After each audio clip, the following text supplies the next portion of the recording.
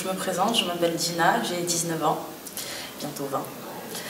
Et donc moi, si tout se passe bien, au mois de juillet, je partirai aux États-Unis pendant à peu près une semaine. Quoi? C'est voir les femmes, comment leur vie en fait, voir leur quotidien aux États-Unis.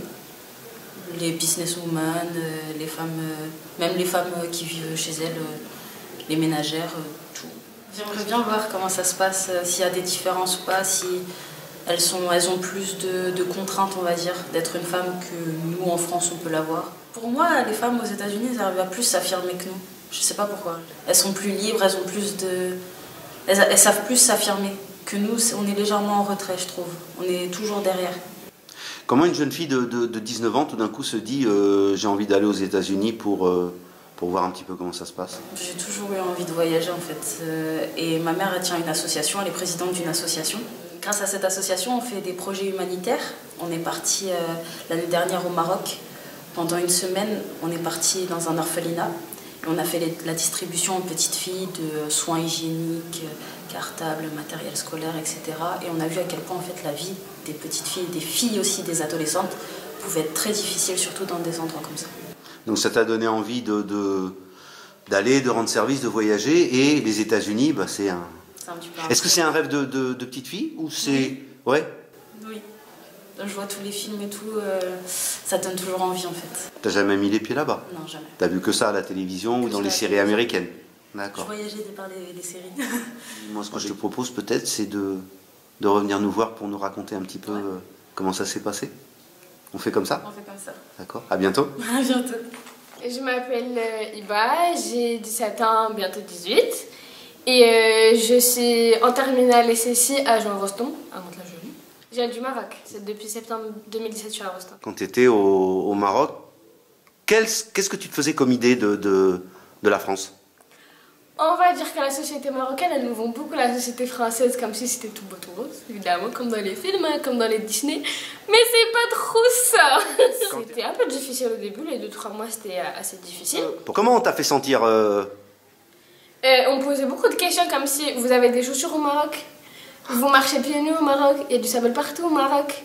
Ah, t'écoutes ça comme musique. Ah, tu parles français. Ah, comment ça se fait si...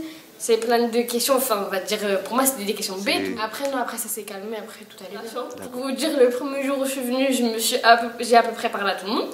Les collègues de ma classe, premier jour j'ai fait la route avec eux pour les accompagner chez eux. Après ma terminale, mon année terminale, je souhaite faire un DUT technique de commercialisation, option commerce international, parce que c'est ce qui m'intéresse le plus, pour après faire un master dans tout ce qui est banque et assurance. Est-ce que tu as envie de retourner au Maroc? Pour les vacances, pas de souci, j'ai encore ma famille au Maroc. Comment tu vois ton avenir? Mon avenir, je le vois en France. Dina, bonjour. Bonjour. On s'est vu il y a quelques temps, on a parlé des États-Unis. Oui. Maintenant, on va parler de tout à fait autre chose, on va parler du sport. J'aimerais que tu me dises ce qui m'a surpris, parce que moi je connais la réponse.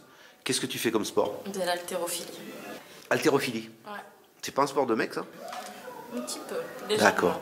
Mais plus maintenant. Est-ce que tu as fait d'autres sports avant et tu t'es décidé pour ça ou c'était vraiment une envie directement? En fait, à la base, j'étais pas du tout sportive, mais genre vraiment pas. Mais mon cousin, il a commencé le culturisme. Et je le voyais progresser, etc. Et je me suis dit, oh, j'ai trop envie de faire ça. Donc je suis partie m'inscrire à une salle. Et le coach de ma salle, parce qu'on est une salle qui fait musculation et haltérophilie, m'a vue et m'a dit, toi tu seras bonne pour l'haltérophilie. Il m'a dit, viens mardi, on commence l'entraînement. Combien de jours d'entraînement par semaine? 4. Est-ce que... Ah ouais, donc c'est déjà niveau compète? Oui. Des titres?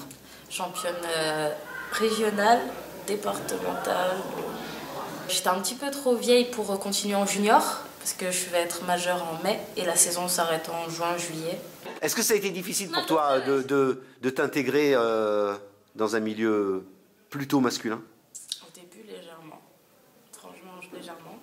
Et quand certains voient au fur et à mesure de nos entraînements qu'on progresse et qu'on soulève légèrement un petit peu plus lourd qu'eux. C'est devenu un challenge? Ouais, c'est devenu un petit peu... on les voit nous regarder avec une légère admiration dans certains... Parce que l'haltérophilie, c'est quelque chose de très difficile. Ce qui était, on va dire, valorisant pour nous, c'est le fait d'être une femme et de savoir autant soulever qu'un homme. Dans les projets, là, je suis en train de passer mon brevet fédéral d'initiatrice en haltérophilie. Et j'essaierai de continuer en tant que coach. Tu as envie de transmettre? C'est ça.